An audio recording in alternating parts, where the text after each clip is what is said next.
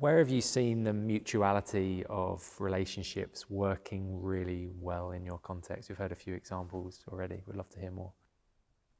We've actually seen some amazing examples of parishes sending pioneers to be trained by us, which, you know, very often if you hear stories of pioneering, again, pioneers and parishes are often pitted against each other. But what we've discovered more and more recently is that some quite what you would say is traditional parishes are discovering that they have gifted pioneers in their congregations. And so we have examples of a choir church. It's kind of a cross between a choir church and a messy church, which has started coming out of a church out in East London. And the pioneer there is incredible. And you know, they've had a baptism that's happened at that church. And you know, when it's Alika is her name, when she describes it, she was like, who would have thought like a baptism on a Monday? I think it's when the church happens, because that's kind of the traditional church. They don't think about baptisms outside the Sunday, but it's so good to like see that kind of parish embracing it. And so it's a really healthy relationship. And very often it's been the incumbent that has been encouraging the pioneer to go, where the pioneer has been a little bit nervous, I think, about like being fully released. Not anymore, they're going for it now, but it has been great to see incumbents grasping the vision of if you release people into what they're gifted to do, like amazing things will happen. So that's been really encouraging to see. I think some of the benefits, the mutuality for us, so, you know, we will, because our congregation, if they're working, they're mainly dinner ladies and people like that, we're never going to be financially self-sustaining.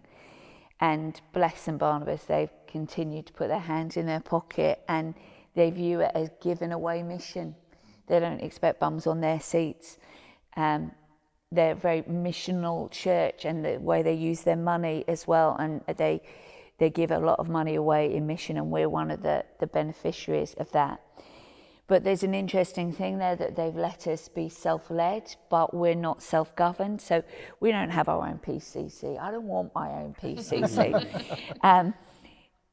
But they've allowed us to be self-led, and that kind of trust there has been really great. And that also that they've allowed us to be self-replicating as well. But I think that they have really gained by it. During lockdown, we started a food bank for them. They had this massive building. There was nothing going on in there. We had the know-how how to set up food bank because we'd done one already. And so with them, we set up a food bank that is still running there. They wouldn't have been able to do that on their own. They had the space, but they didn't have the know-how, and so that's been great. I'd agree with some of that, similar to Helen. If I look at the parish churches who are part of our network, then they give to us as much almost as we give to them. So the giving from us might be worship leading, it might be support with children's work, it might just be generally being around if they're having a community event so that there's more people around and about. For us as a new church, we couldn't find anybody who really understood finance and was prepared to support us on we don't have a PCC, we have a trustee board, and yet in one of the parish churches they'd got several people who were accountants, and so we were able to second somebody from the church onto our board, which again has been really helpful. And I think that mutuality is again really, really important, because this isn't about these other churches becoming little fountains. It's actually about, you know, as you say, it's that common DNA. So the missional DNA being experienced across the network. And, you know, that means that we can actually support these churches in doing some of the mundane things, which hopefully means that they can do more of the kind of missional activity that we really want them to be doing as well.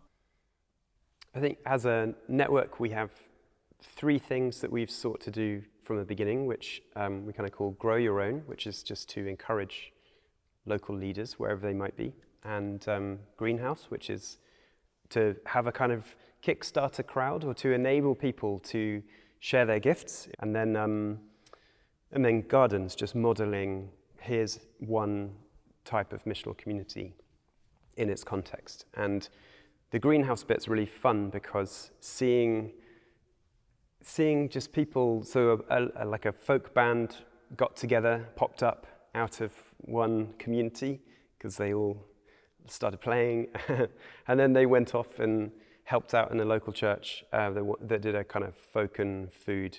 So it's kind of working with, what everyone gets to play, and so what would help a local parish even just see something different. It could be things like helping with design of flags and a brand, because we have a brand designer who loves sharing gifts and skills, or filling in to help with a worship band with some musicians who are around. It's fun going on mission together and sharing in that process and seeing people offering what they have.